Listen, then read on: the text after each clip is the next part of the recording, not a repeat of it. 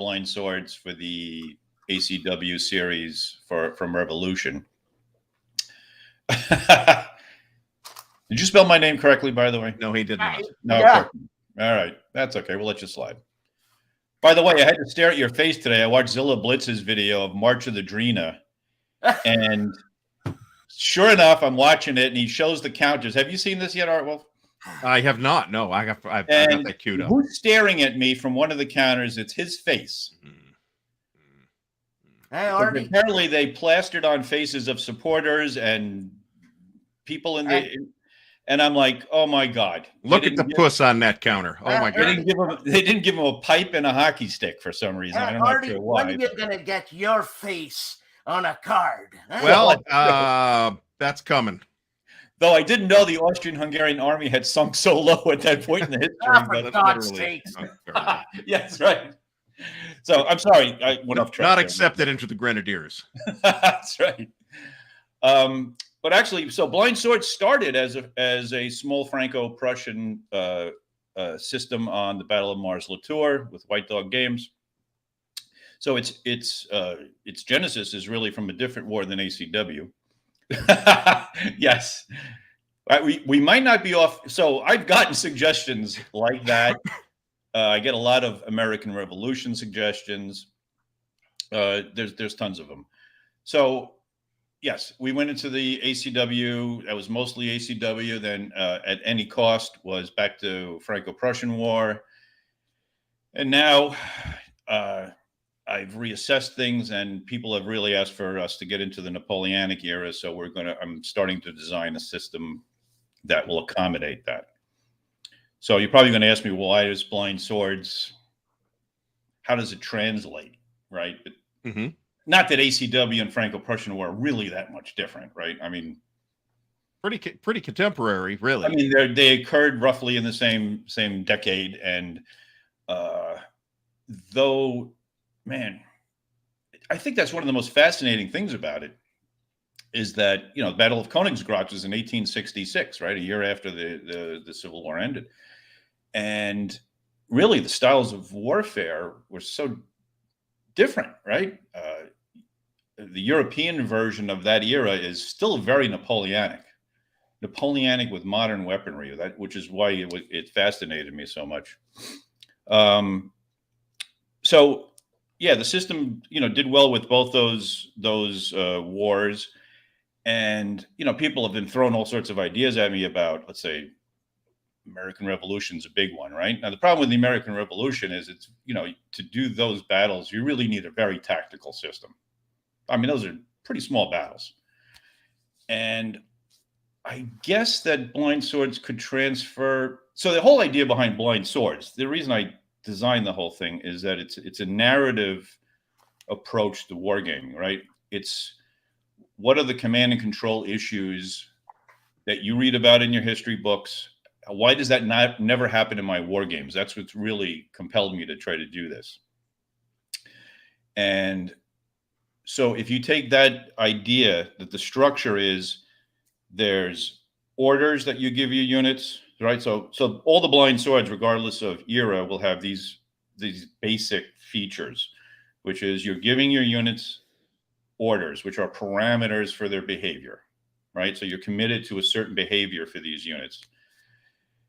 The other thing that they all do is you always fire before you move, which that makes you think ahead and set up your fire, right? So you don't have the luxury of being able to move and then issue fire. You have to actually think a step ahead. And that's just a very simple mechanical way to make you simulate. Get anxiety. Yeah. Oh, I got it on my table. I have it on my table right here. That's why I put it up, because I know we were talking about it before. I just showed them that before, yes. And then, of course, the third thing is the chaos, right? It's the events. It's the random activation. How does a commander react to getting an activation too early, getting an activation too late, having an opportunity to play an event, or not having the opportunity of playing the event that you seeded into the deck? So it's all about thinking on your feet rather than planning ahead so much. you do plan ahead, but not chess-like, okay? So that I know that if I do this, this, and this is going to happen. That's a feature in all those, in the entire Blind Sword system or its related systems, Black Swan. And I think in principle that could translate to any era, right? I mean, that's universally, command and control is an issue. The chaos of a battlefield is an issue regardless of the era you're talking about. So I think in that sense, you can translate that to any era. So as far as topic goes, you're designing a system to simulate a certain martial aspect, right? Rather than a particular period. So I would just occurring to me that, but it would work really well for Kenai. So get to work on Blind Swords Ancients now. So right. So theoretically, I mean, yeah, you could make it fit, you know. So people always ask, well, why did you do Black Swan?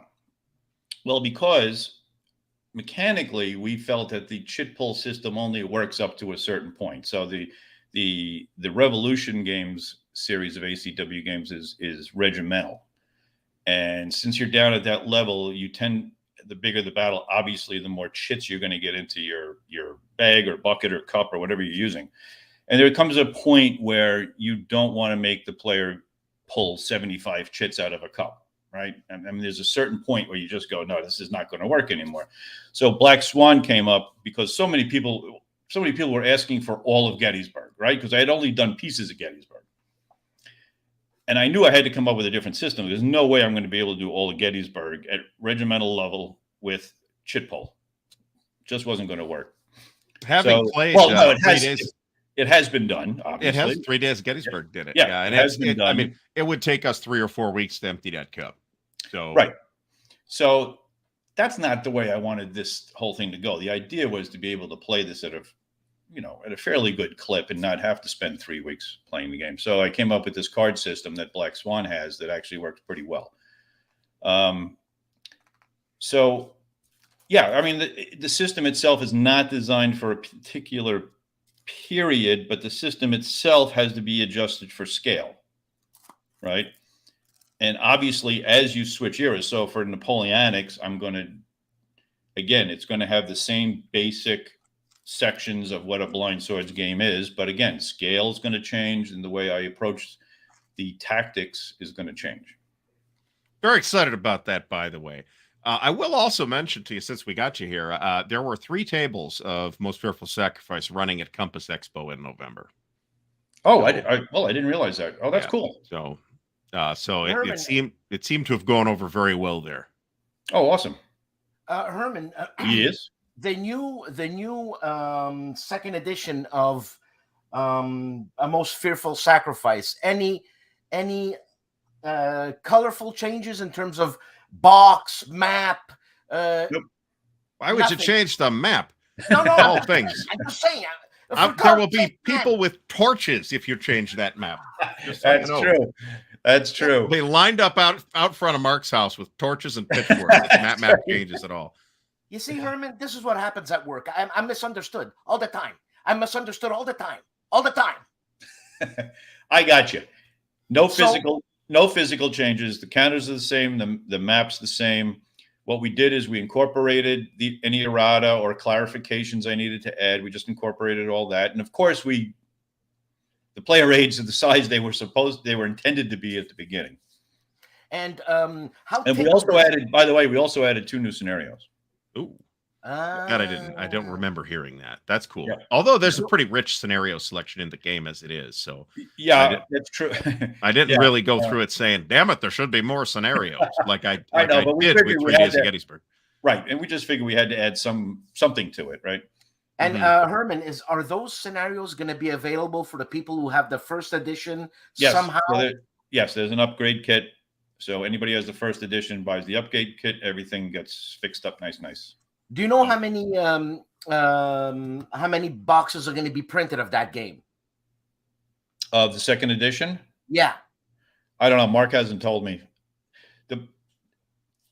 We go by the Kickstarter numbers. Then he has to allow for retail sales, right? And then he also has to allow for who orders pre-order later on, right after the Kickstarter. So whatever number that comes out to, I'll let him handle that. Whatever it is, it is. I don't know. Okay, all right. Well, that's incredible. Everybody seems to be loving this game. I know Gilbert Collins is goo goo gaga over it. For God's sakes, man. I know. Yes, you felt it. Yes. And you know, when you have a Canadian going goo goo gaga over an American Civil War game, you know it's for real, man. Well, Gilbert's a very serious Civil War guy, to be fair.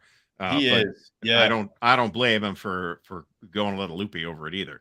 So for anyone who has missed the news, presumably because you are living in a cave sheltered from all social media, yes, Flying Pig just announced like today or yesterday that the next Chickamauga game, the next Blind Swords game is going to be Chickamauga. Cover, right. They previewed the cover. It looks great. So I'm excited about it. I know Herman's excited about it. I am. And I'm sure Dan's excited about it too. You see his hair standing up. Yes, it's called The Rock of Chickamauga. Terrific cover after George Thomas. Yeah, that's fantastic. Yeah, fantastic title too, I might add. Thank you. You know, it's funny. I actually went on Board Game Geek and I said, well, everybody's used River of Death, right?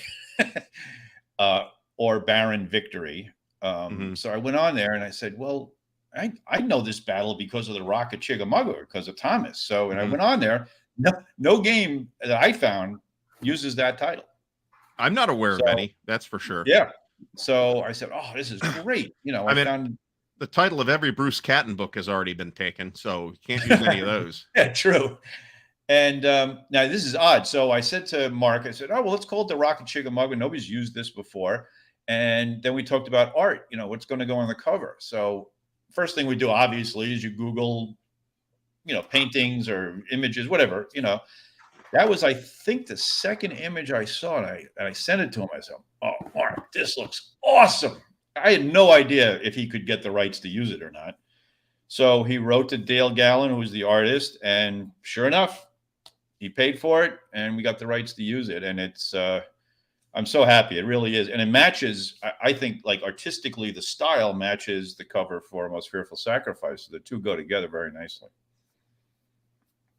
I'm trying to pull the cover up, so bear with me. Ask a question while I'm trying to do this.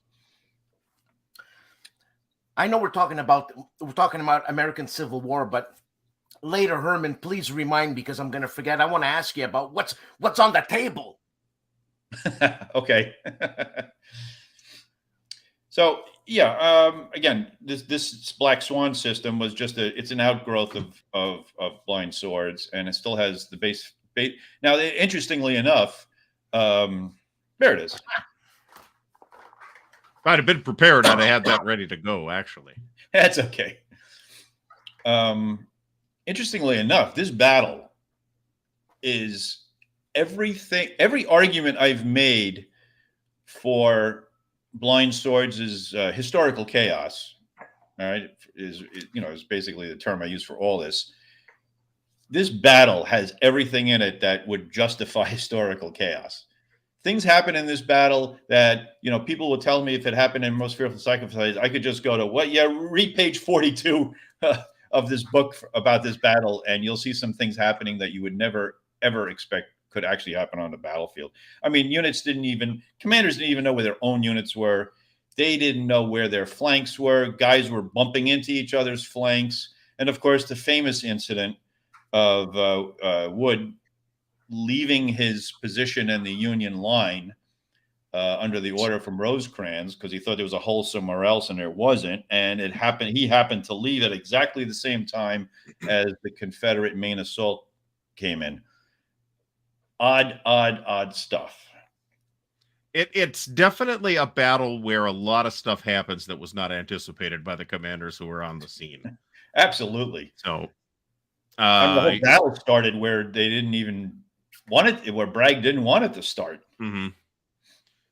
We should actually ask this question because I'm sorry that Dan is getting covered up by Jeff Beeler's question, but Jeff Beeler is not upset at all. So let's talk about the map because whoever's doing the map has a huge pair of shoes to fill. Yeah, we talked about that. Yeah, we talked about that for a long time. Obviously, that's an issue. The late Rick Barber was one of a kind, as we all know.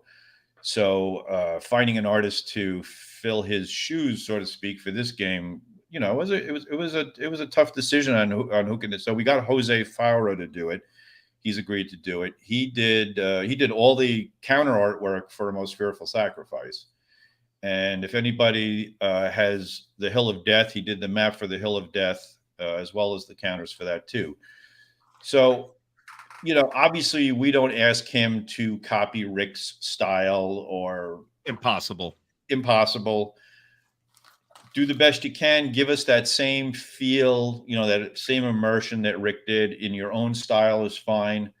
Obviously, it's got to be playable. So you know, we have confidence in Jose. Jose is a fantastic artist, and for me personally, not only is his work good, his work ethic is unbelievable. I send him corrections. He gets all the corrections correct and has it done the next day. There's no 2-week wait. There's not 100 times I got to go back and say, no, you got that wrong. This is it. Even if I send him an idea like, hey, you know, Jose, I would kind of like it to look like this, man, he nails it right away. So we're very happy with that. Ray Musselman has several Dale Gallen paintings, which is pretty sweet, actually. Oh, that's cool. Now these are not. I don't know the actual measurements because I didn't have the tape measure when I last opened the box. But these are not standard. I assume you're forecasting the Rock of Chickamauga as having 2 maps, right? Well, this is really interesting. Mark and I just talked about this not 2 hours ago.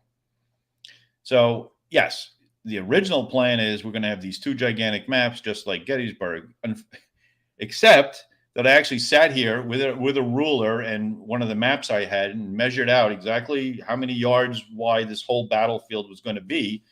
And it actually comes out to about half the size of Gettysburg. Same That's width, interesting.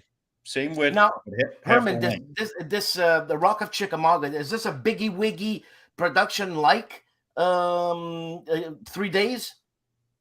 Yes, it's gonna have all the same production value that had. Yes, big box and everything and all. Big box. It's actually a 3-day battle. I'm gonna have a scenario on the first day, which was basically the Union cavalry trying to guard the bridges. Still an interesting scenario. Now I see that it's written Herman Luttman's The Rock of Chickamauga. Is Mark going to get off his ass and put Herman Luttman on the second edition? For God's sakes! Why is my name not on the cover? It's got to be. No, it's not on the cover. It's, it's at the bottom on the over top. here. Oh, it's at the bottom over here. All right, that's fine. It's got to be on the top. Who do you think you're talking to here? I can live with that as a minor trade dress problem. To answer the questions that folks are asking, yes, we're live on both channels, and we're supposed to see the same comments on both channels. I'm not convinced it's actually working, however. Yeah, so I was I going to say, apologize if we missed. Artie, should I just remove it or what? No, I wouldn't. But there's like 4 people watching on your channel. You don't want to disappoint them. Actually, it doesn't say. So I'm going to pretend it's 4 people anyway. So at least I didn't accidentally close this chat instead of that window. So to answer the question, we're not exactly sure now whether it will be 2 half-size maps, right, from the two half sizes of a Most Fearful Sacrifice map. So we're not sure how that's going to work out exactly. So we're going to talk to Jose and work the whole parameters of the battlefield and all that. But it should be, it's going to be pretty exciting. Now, to point this out to anybody that hasn't handled a Most Fearful Sacrifice, they are 2 mounted maps, and they are oversized. They're not the standard size. And if you put them both together, it's real close to a 4 standard map sized map. Sorry. No, go ahead. I said, what I'm going to do with the map, I need to laminate my floor. So I'm going to put the map down and put shellac over it.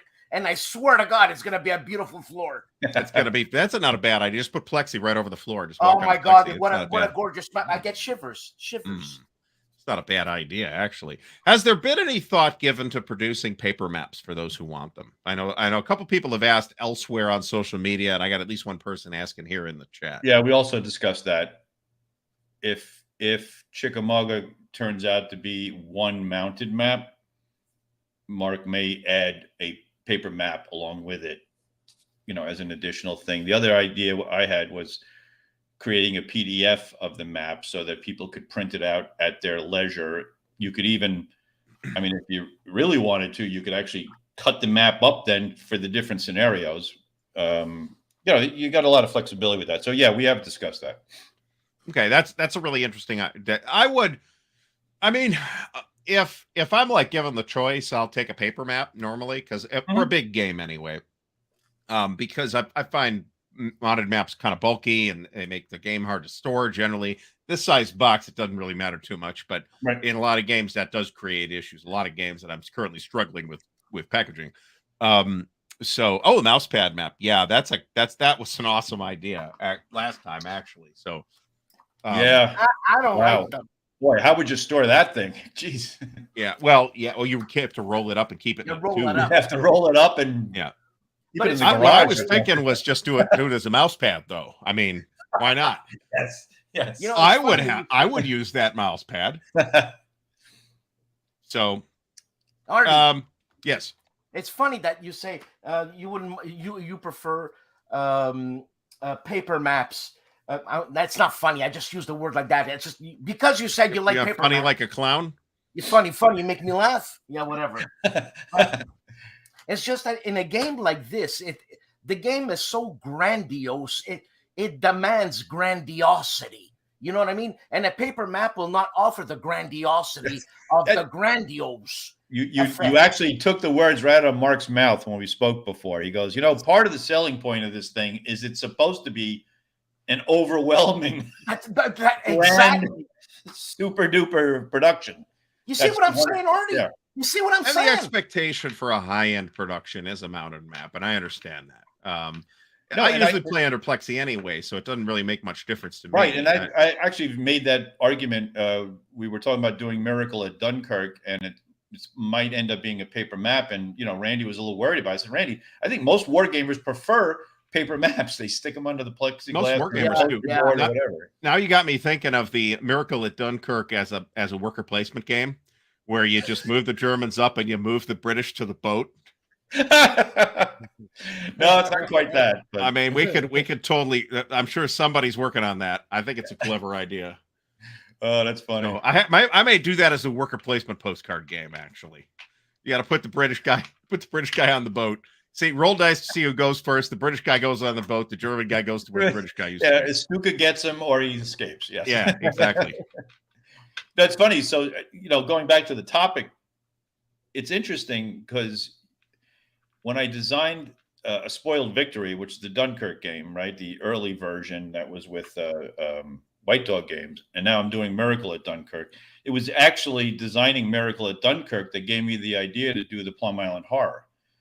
So, there's an example of taking a system and not only changing eras, but changing the whole theme of the thing. Because when I was playing it, I was saying, well, this Miracle at Dunkirk is not a war game in the traditional sense, because you're not going to beat the Germans, right? The idea is not to defeat the German army. The idea is to manage an evacuation, right? So there's going to be losses anyways.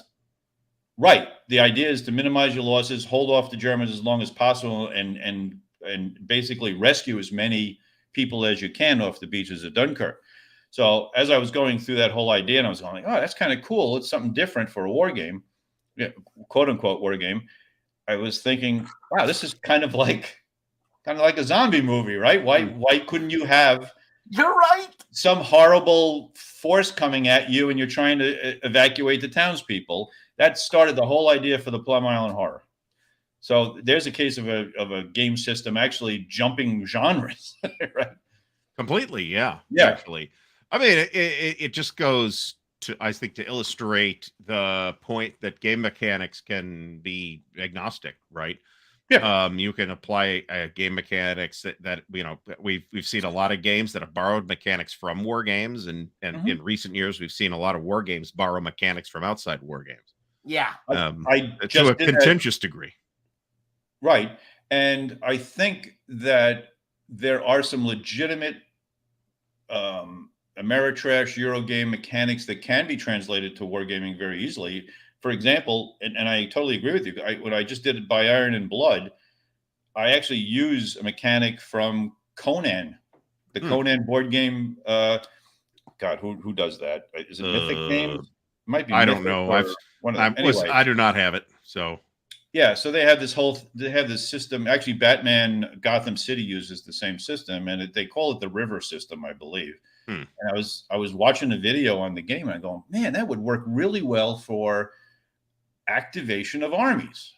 That the cost changes as you activate them. The cost becomes more expensive to activate that army again. And how you line up the armies on this cost track is your planning of how you're issuing orders, right? So I did that whole thing with By Iron and Blood, and I think it works pretty well. And I also have a game coming out from Worthington in the fall called Death by Flags and Trumpets, which is the whole opening campaign of World War I on the Western Front. And it uses a similar system to that. So, yeah, I mean, mechanics by themselves, I think many of them can be translated between genres. Obviously, there's some that are designed, Squad Leader maybe, right, are specifically World War II tactical. What else? Those are pretty purpose-built mechanics, and that's what I'm saying. There's certain mechanics. Leader. Certain games are designed to handle a particular historical period and situation and scale. You know, and some don't work across. Like, even I like the Storm Over series. I don't know what you call it. The Storm Over series. The Area Impulse games. Yeah, Area Impulse. Personally, I love it for certain battles, and I've tried it with other battles that have been produced, and I didn't like it at all. So it doesn't even translate necessarily every battle, at least for me. So Hermann, go ahead, Dan. Chad Jensen has a game. You were talking about that Matrix, not the Matrix. Yeah, well, I'm going to say a Matrix for if you purchase. No one can be told army, what the Matrix you want to purchase more. It costs. It's more expensive. This and that. Doesn't he have that type of system in one of the fighting formations game? You know that Matrix system that if you buy this at this time, or if you use this unit at this time, well, then you're going to be using it later before the other guy uses it, kind of thing. Am I making any sense? I have not played Fighting Formation, so I'm not exactly sure. I know it's some aspect like that. Yes. Okay. So in sort of adapting Blind Swords, you mentioned it started out as Franco-Prussian War, and then it got kind of changed to moved into Civil War, and then moved back to Franco-Prussian War. Aside from just rescaling the thing, which you're obviously going to need to do based on topic and even battle. And by the way, for those asking, the Rock of Chickamauga is a battle game, not a campaign game. Right. I think it's safe to say that, if you don't mind me speaking for you. Oh, no, it's about the Battle of Chickamauga, right? Yeah, in fact, it doesn't say approach march or anything like that. Yes. Okay. So in adapting Blind Swords sort of to a new topic completely, what besides just the scaling effort, what other adjustments did you have to make? I mean, it's a fairly flexible system, so it's not like you had to reinvent the thing, but I'm sure many tweaks had to happen. Yeah, for example, the Napoleonic game. So Revolution and I decided we were going to do large Napoleonic battles. So we weren't, there's plenty of tactical Napoleonic games out there, or in my case, I played miniatures, which was very tactical Napoleonics.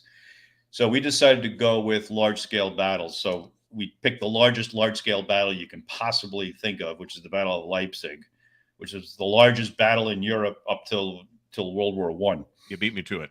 Yeah. And so once you decide on the scale, now you're gearing your events and your command control issues on that larger scale, right? So that definitely takes some reworking of the card. Now, the principles are the same, right? Does Napoleon get his orders out? Do his commanders follow his orders? When you activate a corps, what orders are you giving? What weird events are going to come up that you take advantage of or don't take advantage of? So all those aspects stay the same. So now it's interesting about Napoleonics.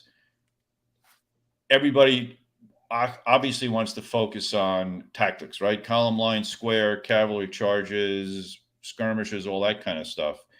And that's hard to build into a more strategically sided scale, right? Where you're talking about every unit's a division, maybe some brigades.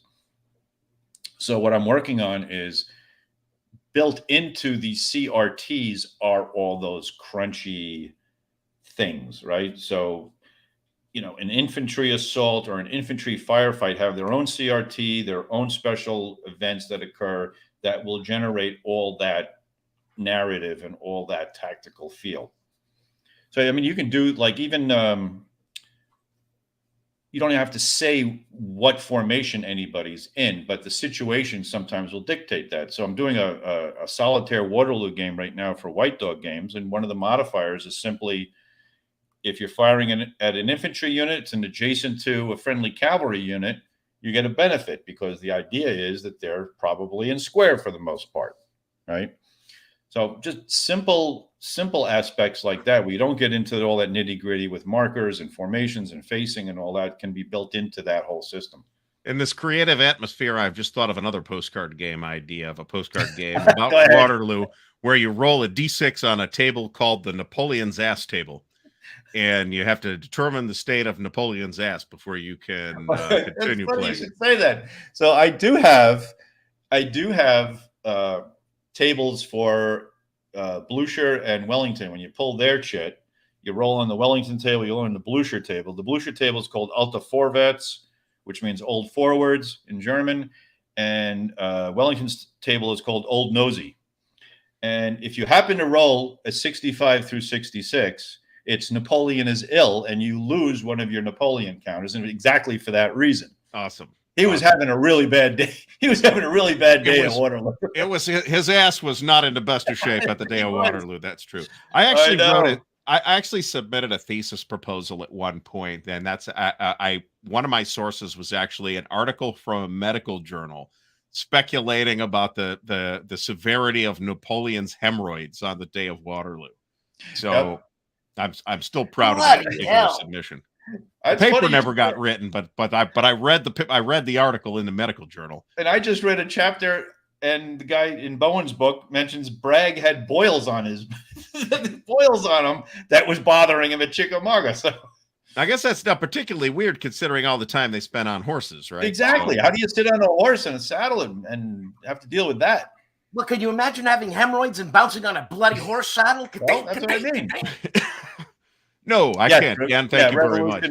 Yes, Revolution will be doing the Napoleonic series. The first one will be on Leipzig. It's called "They March Against Us," which was one of Napoleon's quotes about the rest of Europe used to be on his side. Now they're marching against him. Mm-hmm. Except the British. They were never, what has happened to man. Yes. Exactly. All right. Well, I got this question. How many games do you have in the works at any given time? Because I could think of at least 3 that I'm talking to you about today. That's true.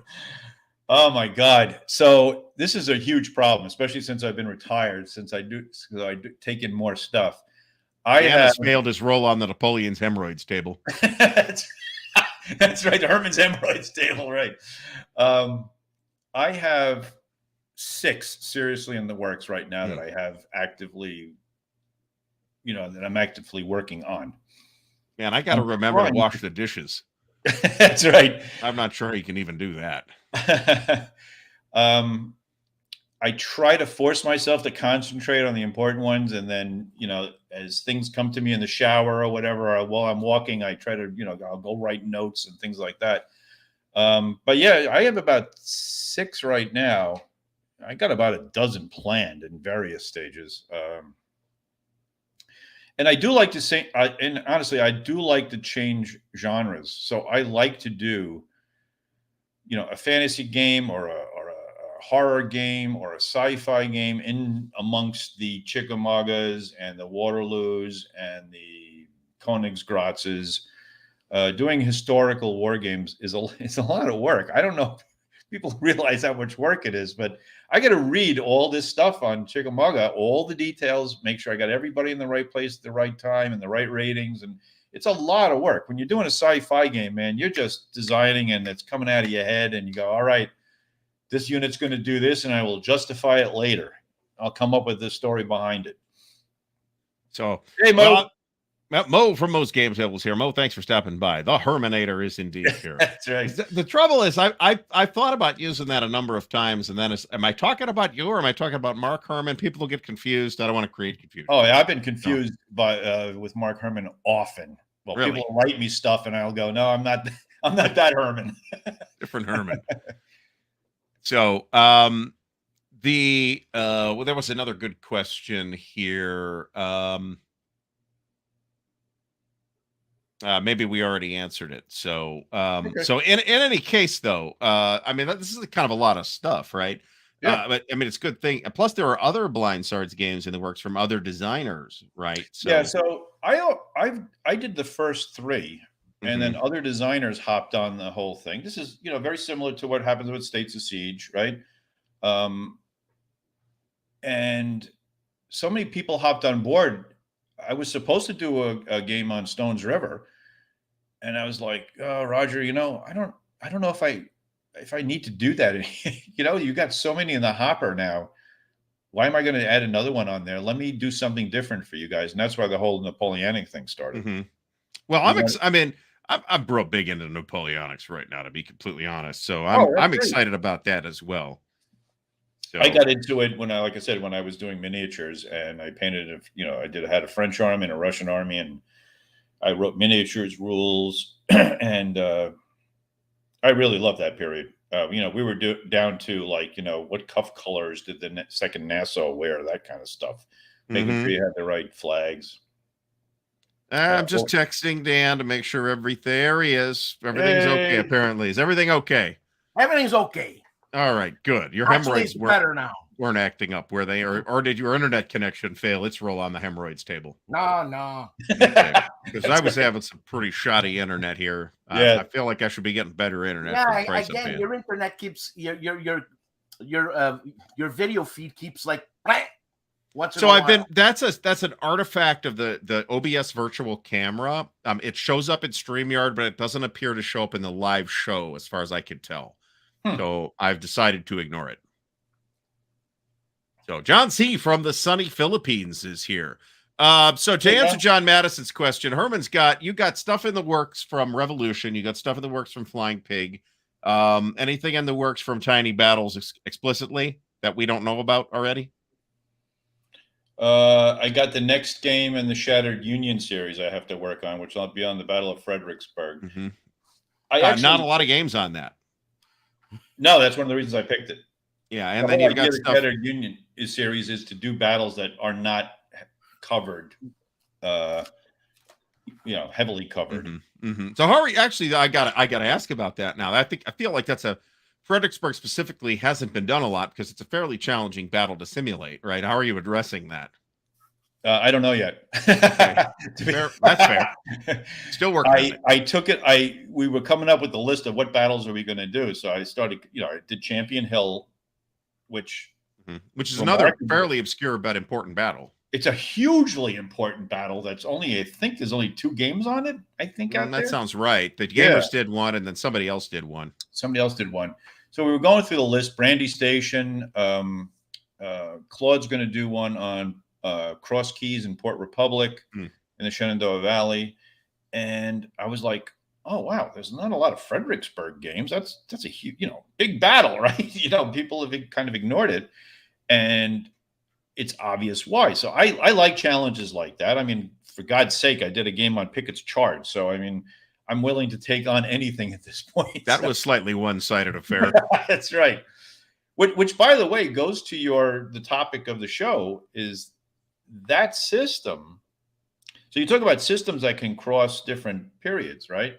So that system actually started off as, how do I make World War I trench warfare interesting? Like, how do I do that? And I came up with this idea, of doing it as a push your luck. And instead of having every unit fire at you, right? So the traditional way of doing it in a war game, well, let's say in Magnificent Style, right? So you do Pickett's Charge. The traditional way of it, I'm going to put out all the Union units, and I'm going to have them all shoot at me individually, right? And the whole thing. And I said, well, I got to get rid of all that. And then I just came up with this way of incorporating the incoming wall of fire into your movement results, and interpreting that as a push your luck type system. So the harder you push, the more casualties you're going to get. That started as a World War I idea. It morphed into a game on Pickett's Charge because, oh God, my God, I'm having a brain fart. The owner of Victory Point Games, Alan Emmerich, wanted to do something that was a little bit more marketable than, than the Somme or, whatever, right? And so we picked over the top, lads. Yeah, yes. Yeah. Now, so that system was designed specifically for that, but then we found out, wow, that also can be used for any kind of one-sided wall of enemy. I'm pushing up against them. And it's funny because it usually goes the other way, right? It's usually a tower defense type of game. And this is actually the opposite. You're the disadvantaged attacker. And so that's why we did Crowbar. So you're talking about the Rangers, scaling, landing on the beaches, scaling cliffs, fighting the Germans, trying to get everything's very, they're getting machine gunned and artillery and all the whole thing. And then also I did Vultures Lead the Way, which is a science fiction version of that, where your Rangers are fighting against this alien menace. So that's an example of, that situation, those mechanics can be utilized in any era. It won't work for every battle, obviously, right? You're not going to do a Battle of the Bulge game like that. But for specific battles, Charge of the Light Brigade, I mean, I'm sure you can come up with a bunch of them that would kind of work for. Herman, go ahead. Herman, if you're going to be doing that a World War I game, which packs more excitement than just trench warfare, you're going to be focusing on the early World War I battles. Is that right? Well, yeah, I did Race to the Sea for Yeah magazine, and that was early World War I too, which I don't know. I don't think there's ever been a game done on that phase of World War I, which was after the Battle of the Marne, and both sides are running. They're trying to outflank each other, and they're getting to the English coast. And I said, like, God, nobody's ever done that before. There's a perfect example of a World War I campaign that was actually maneuver based. As a number were, but not on the West Front after the first 3 months. Right. In the chat, we're talking about previous games touching on Fredericksburg, and there haven't been very many. Somebody points out Jeff Beeler points out a scenario for its Chancellorsville game, which I've obviously never seen that. I think John C. mentioned the Fredericksburg scenario in one of the Glory games, and one of the SPI blue and gray quads had Fredericksburg as well. So I mean, it's a kind of a classic war game design puzzle in the sense of how do you, not scripting it so that the Union player has to be an idiot. How do you give the Union player some agency and not being, Burnside, right? Right. And so everybody concentrates on that last assault on Mary's Heights, right? Where they're just getting, it's basically Pickett Charge in reverse, right? But everything that led to that, if I remember correctly, I believe Stonewall Jackson was actually defeated early on in that battle and actually fell back on the left flank, the Union left. And one of the big things about that battle was that the pontoon boats the pontoon bridges didn't get down there in time, right? They had a problem. They were bringing them down, and they were entering canals that were too narrow, so they had to pick them up and carry them over. So the whole thing got kind of messed up as far as the timing. So obviously one alternate scenario is, hey, guess what? The pontoon bridges got here in time. Now what happens? So what'd you expect? Destroyers? So there's ways to work around. You don't have to, again, as I've said many countless times, all war games are fiction after the first die roll, right? You're just providing the environment of that battle. You're not trying to make the player recreate the battle, because what's the point then, right? You're not. You don't want to script it for them. You just want to provide, this is the environment that you have to fight in, and all the factors that you need to fight in. So Dead Reckoning, that's interesting you bring that up. No, Mo, I saw it from Mo's comment there. What's going on with this? That's a tiny battle. So that was the other example I was going to use. So we designed that system, which does not use dice, does not use combat factors. It actually uses ratings and letters, and use bidding for initiative. We designed that system for that, which was a 2-player zombie war game. And I know Mo loves that game because he even came up with some alternative stuff for it. That is what morphed into Race to the Sea and Steamroller, which were the 2 World War I games we did for Yaw Magazine. Yeah. We used the exact same system because it worked. I find this comment fascinating. I have to think and probably learn more about the battle, to be honest about it. Yeah. To know if this makes sense, but that's an interesting comment given the character of these 2 individuals. We put it that way. No, that's such a big thing in the Civil War. It's so fascinating that the personalities of these generals really affected how they. And I guess that happens in every war. I mean, I'm not saying it's just the Civil War, but since we have so much information, and they all went to most of them went to West Point together. Several of them came in last in their class at West Point. Yeah, that's right. And the other cool thing is George Thomas was Virginian, and he fought for the Union. Disowned by his entire family. Right, exactly. And there, I just read, what is it? It's, Johnson from the Confederates, who actually was from Illinois. He was teaching in Kentucky when the war broke out. He just decided it was easier to join the Confederacy than to go back to Illinois. He liked Kentucky, right? I mean, I wouldn't want to go back to Kentucky. Bushrod Johnson. Bushrod Johnson, yeah. Not any of the other Johnsons. The Johnsons. What a name that is, Bushrod. Bushrod. What a fabulous name. I know.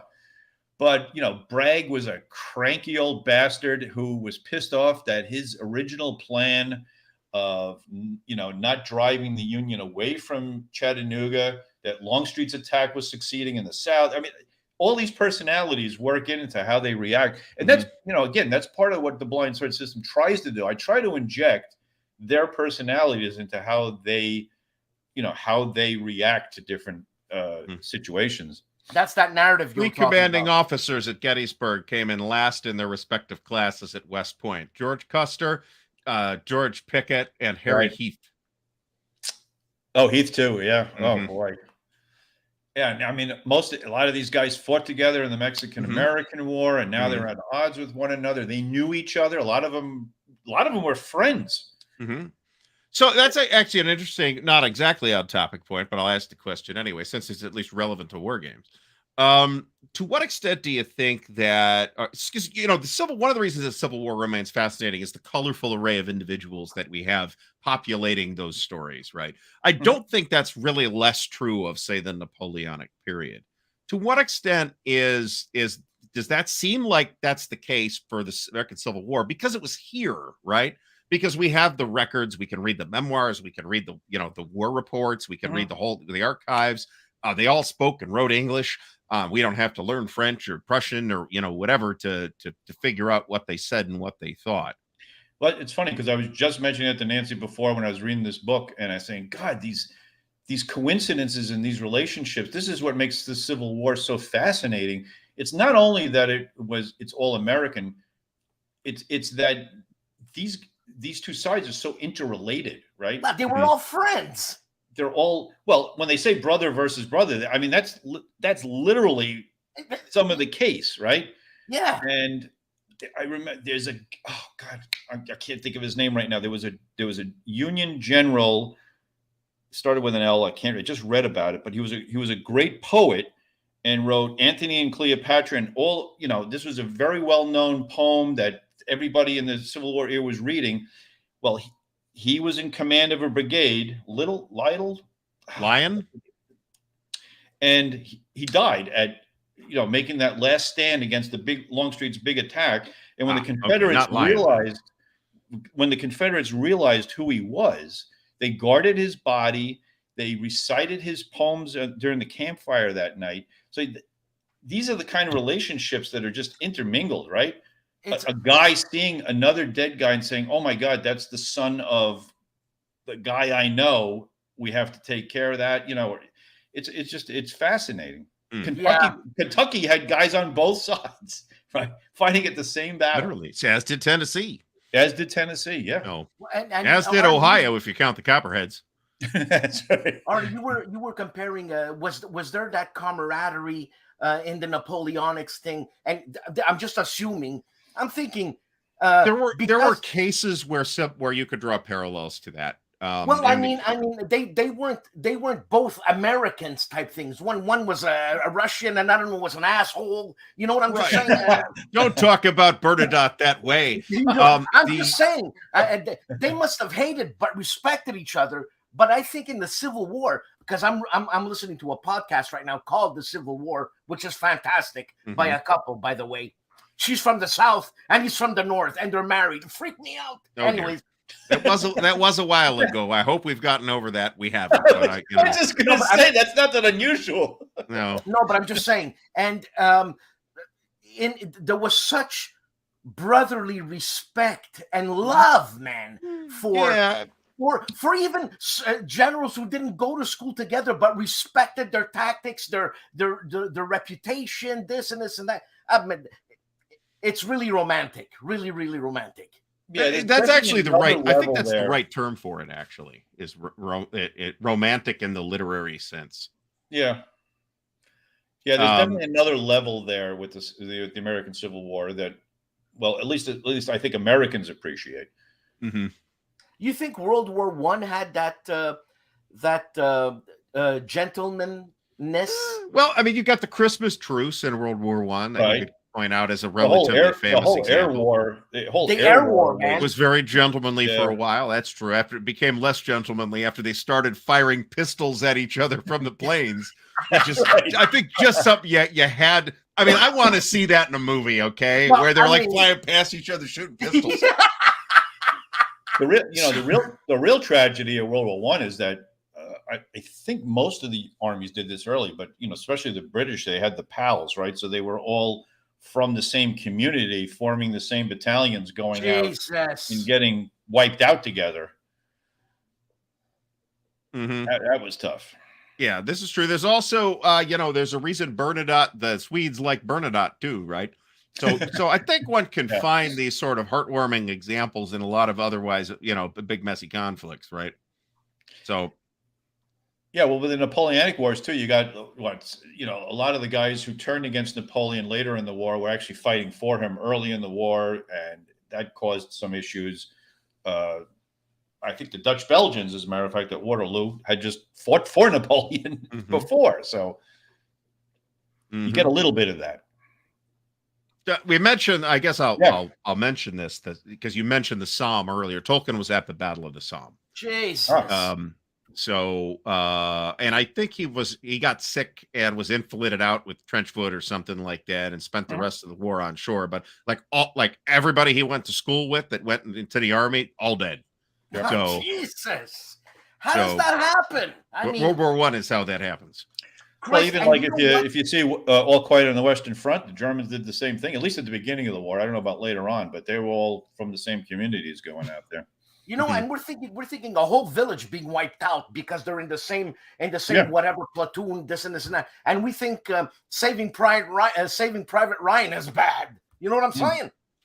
Which that's really a different question, though. I mean, it's not the same. It's not the same. I'll use the word tragedy here. That's on screen there as there are in. It's a different story. But it's a tragedy. Well, of course it is. To come back, if you're in the intense battle versus coming back after the war and finding out that 75% of all the men between ages 18 and 40 are all dead because they all got shipped off to the war by the English.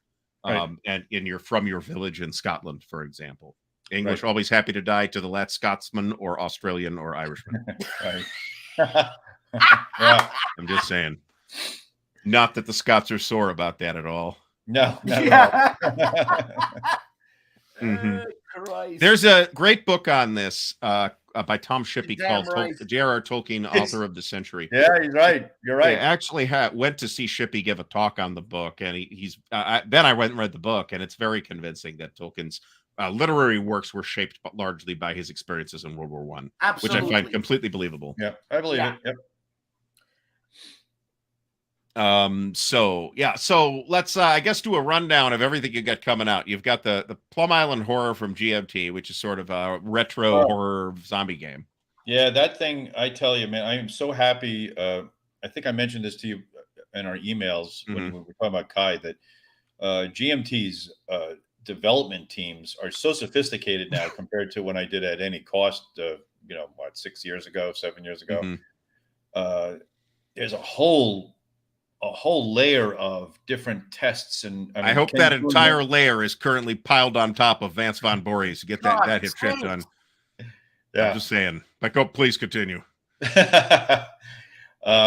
So Ken Kuhn runs the development team. He handled all the play testing. We had like 100 play test games, and all these people were contributing. Then it goes through a whole bunch of proofreading, and Ken laid out the rules. And he took so I wrote the rules in the typical case, typical war game case system that used to be the way that GMT had to write. You had to write the rules this way. They had a very strict system. And he basically took it and he goes, well, we're going to do this a little differently. And he reformatted it into 2 rule books, a playable, play rule book and a reference rule book. And with a index and a glossary and the whole thing. They laid all that out themselves. They're gonna proofread it, and the art team came back with some ideas and said, is this okay with you if we change this? Because some people are colorblind, so we want to change the way the turn order cubes work, and we're going to use discs that have writing on them so people can identify it. I said, that's great. It's just fantastic feedback. Yeah, they better freaking do that. You're Herman Luttman, for God's sakes. So this is Plum Island Horror is going to have what, like 120, 130 page rule book? Yeah, right. Magnum opus of zombie games. Yeah. The case blue of zombie games. The word zombie does not appear in this game. Well, that's good, actually. Yeah, they're called horrors. So, hey, Herman. Yeah. What do you consider your magnus opus? It's funny you said that, Artie. What do you consider that? Huh? Not that you're right. Liz Davidson is shaking her fist at you right now. I'm just saying. You know what I'm saying? That's a good question. With her diploma in Latin in it right now. Well, by far my best-selling game, by far, not even close to anything else, is Dawn of the Zeds. It's just, and it beats all my other games added together 10 times. So yeah, but is that your numbers magnus opus, or what about your most proud work? But it's funny, I asked that, and it's diplomatic when I say something like that. I took Latin too, Dan. I'll just have you know. It's a iffy question, because you don't want to put one publisher on top of another publisher. I don't know if that's cool. I don't know. And that's a great question though, because a lot of people would say, well, it's got to be a most fearful sacrifice. But part of that, the success of that, is also the production, right? Yeah, it's beautiful. Right? I mean, it's Rick Barber, it's Flying Pig Games doing it big and beautiful. It's my playtest team, who are the most dedicated 3 guys that I've ever met, who playtest the living crap out of it and give me great feedback. It shows, man. So, I mean, as far as taking all that out of it, probably At Any Cost, because I put my whole heart and soul into that game, because that was a period that I wanted to teach people about. That's why the playbook is basically a mini textbook. It's just like, this is what happened. This is how it relates to the game. This is the parts of the game that reflect this part of the history. I mean, I really put a lot of work into that. Are they going to reprint the freaking thing or what? I don't know. There's apparently some kind of... Come on, you're Herman Luttman, for God's sake. There's some kind of policy that they go through deciding on reprints. I mean, I don't know. I mean, the game sold out fairly quickly, and it's well rated. So I don't think that's it. It just they might just think that the Franco-Prussian unknown campaign market is tapped out. I don't know. I'll speak to Gene. Okay. Going for the low price of $109 on BGG Marketplace right now, and $95 at Noble Knight. I Look know at it's that. which is well above MSRP, as I recall. yeah, it is. I know, but still, you know what? That's not that expensive because you can buy. It's really not. You can buy Armageddon War for $400. Yep. You know, I mean, if you think about it, if from anybody other than GMT, your average boxed war game with, you know, 1 or 2 maps and 2 or 3 counter sheets is going to run you about $100 now. But yeah. So I don't consider that to be a particularly outrageous price. Depending on condition. I didn't look at any of this stuff. So Artie, what did the most fearful sacrifice go for? The Kickstarter thing? How much was it? $150? Correct me on that, Herman. The original Kickstarter? Yeah, I think it was 100 actually. If you got it on the Kickstarter price. It was 95 or 100. Yeah. Jesus Christ! Look at the size of the game for that does seem like an absurdly. I mean, in retrospect, at least the new one will be 200. Don't worry. I could hide in the goddamn box. You know what I'm saying? You could. Dan's lobbying for higher prices. I mean, it's a big. But write your complaint letters to Dan@noenemyshero.com. That's right. So Mark's watching this. Don't watch yourself. I will be forward the angry emails that I get will be forwarded directly to you, Dan. You will be responsible for answering them. No, I'll reply. But I mean, so $100. I mean, that's the Kickstarter price. That wasn't MSRP, but even the MSRP was not really that bad considering the price. Deal. Huge game, huge, literally huge components. Weighs like 72 pounds, as much as a Doberman Pinscher. And is in better condition than my former car. So, so I would say that seems like a really good price. But I'd like war game designers to be able to make a couple extra bucks on this stuff too. So if that means I got to pay a couple extra bucks for a game, then I'm okay. Maybe I'll just buy less games. Because Herman, we know you made famous last words. Yeah. Herman, we know you made at least $35 per game sold. We know that. Yeah, it's ridiculous. I complain all the time that I can't play all the games I get, and I just keep ordering them. It's some weird board gamer disease. Yeah. It's called a fetish. That's where we live. That's the space we live in. I mean, all right, folks, we are more than out of time. I'd like to thank everybody. Are we? Oh yeah, we're a little bit over. I would like to thank everybody for coming out tonight. I would like especially to thank our very gracious and accommodating and patient guest, Herman Luttman. And thanks to Dan. My pleasure. For, he spelled your name in Canadian. Yes, he's corrected it. Very good. I haven't. So, all right, folks, we will be back next week. And as a reminder, we are now on both channels on a regular basis. I make no promises about where the comments will be synchronized, but it looks fine on this side. So in StreamYard, it looks fine. I don't promise that they'll be okay. So everybody have a great night.